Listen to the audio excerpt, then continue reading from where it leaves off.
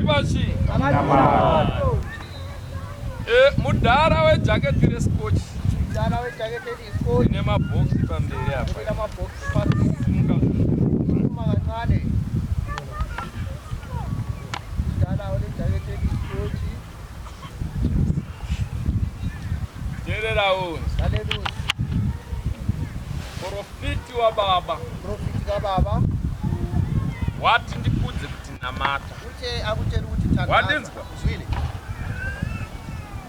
Nezera rako. Size yako. Wakura. Sukuli. Uye. God. Utsikana. Seka. Nekuziva kwako. Ngaloko ube kwazi kufuna. Kunzwana? Zwile. Auchakura uchidzokera kumashure asi kuenda mberi. Baba wanditi ndikungire chidaro. Kuti akhulume nawe kanjani? Wadizisiza? Zwile.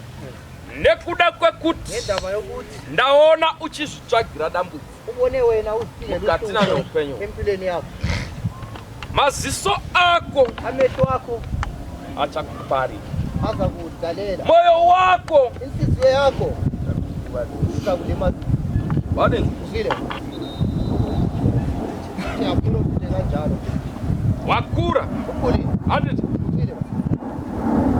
Wandit. Zwile kanjalo. Rega kudana ma. Ngeke uthando.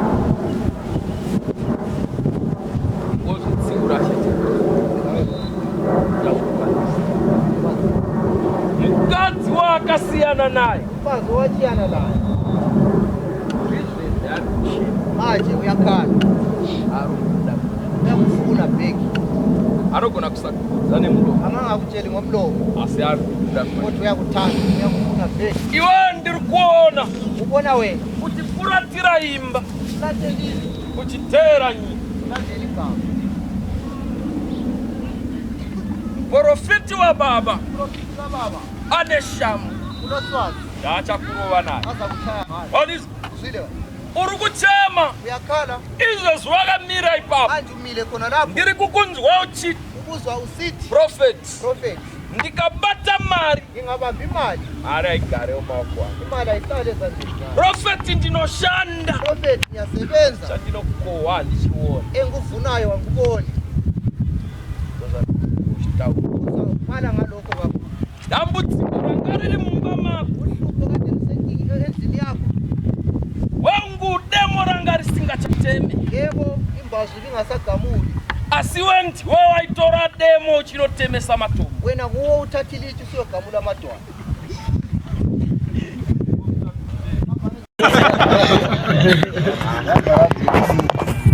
Mukadzi wako wekutangari. Mfazi wakwakuqala ukuphi? Wamshiyela. Ndionera maproblem akho. Wakatadza kugadzirisa problem yako nemukadzi. Wakude kulungisa problem nomfazi. Wakude kulungisa problem leyo nomfazi. Dara kana musati masangana na big boy, musati masangana nemprofiti. Ungakahlangani lo big boy, awukahlangani lo profit. Zvanaka wasangana na big boy. Kuhle usuhlangane lo big boy. Big boy achakuratidza nzira. Big boy uzakuhlekisa indlela isingafe yakurasa. Engafika kulala. Big boy achakusunungura. Big boy uzakukhulula. Umatambudziko awina. Inkingeni olazo. Ita uchiyeuka kumashure. Yenza ukhumbula muntu. What is? Zwile. Yenza ukhumbula umfazi wahlukana laye. Ngade hopola mirawo muzwa nti. Auchamuda. Sometimes. Wane vamwe wakuda wawina yezvi. Thanda lola imali. Ana. What's happening? Achada mukadzi. Awusafuni mfazi. Unoda ma girlfriend. Ufuna ma girlfriend? Yeah. Ngisiyazi namhlanje. Mudhara ndati akatora demo. Mudhara akatora demo. Watati mbao. Akatema matombo akamatarisa. Wagamula maje. Nanhasi mudhara achiri kutora demo. Achitema matombo. Ugamula matwala. Ukasire bloka pamaje. So mudhara akautendera uri wani. Kuka uwedwa.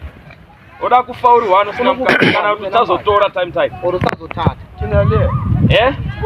Auchamuda ka.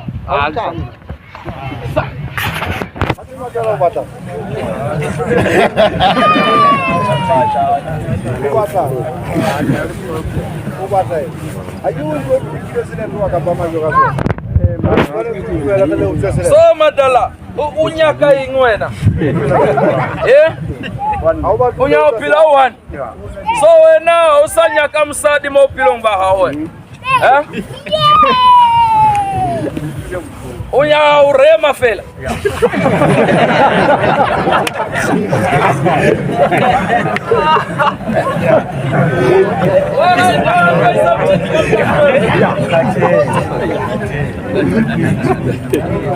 Naona mtao tu msuku. Aiwa. Nafanzo yazi ya sekita sana zenyewe. Oza zviri anditi. Mudhara. Dada. Yeuka kumashu. Kumbula Mungu. Ndakudza nhasi. Ukutshele namhlanje. Ndichakudza futhi. Uzakutshela futhi cha. Kuti yeuka kuchi? Uthi pheka kufi. Marohopola morao. Salo umusileng ko morao. You will try. Nesimba rake Jesu. Ngamandla akho uJesu Chakuyam. uzakuhlaphisa. Ukunzwana? Wezwa kahle. Ndaona wazorarama life ya unoda. Ubone usuphila impilo oyithatha. It's not like ukuthi awuhore kamdala iwe. Akusiko ukuthi awukho. It's not like ukuthi mari awuyibata. Asiko ukuthi imali awuyibani. Unoyibata mari. Uyayibamba imali. But kuti yaenda kuphi awuhore. Uthiye kuphi awukho. Lobo usingawona. Ila ungaboni khona. Uyela muva. Unogadzirisa nyaya. Uyolungisa indaba zakho. What is this? Uzwile? Okay, tempo babelikile into ukutheka nalithele. Yiwa basebenzile ukuthi ingabeni imali. Aiwa. Unoziya ukuthi chimdara. Uyakwazi ukuthi indaba. Kashoma Ukalutshwana kuti munhu angokuroya ukuthi umuntu akuhlakaze. pasina chawatatu. Ungeke into hiyo. Iwe ndakudza kuti Wena ukutshela ukuthi maziso akho amehlo akho ari kuona stereki. ayabona bo. Unoda kuumburudza stereki.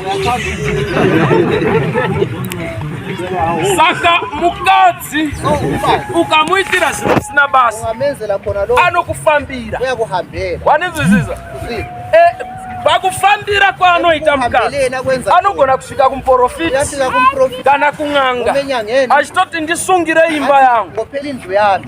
Mishonga ichasanganiswa paya Izihlahla inogona kutosunga zvinhu zvakawanda. Singabopha into But ye mukadzi ezinye. anotsvaga chinhu But yena umfazi anoziva kuti mari ndo inokupengesa. uyazi ukuthi imali yenza ukuthi balingane.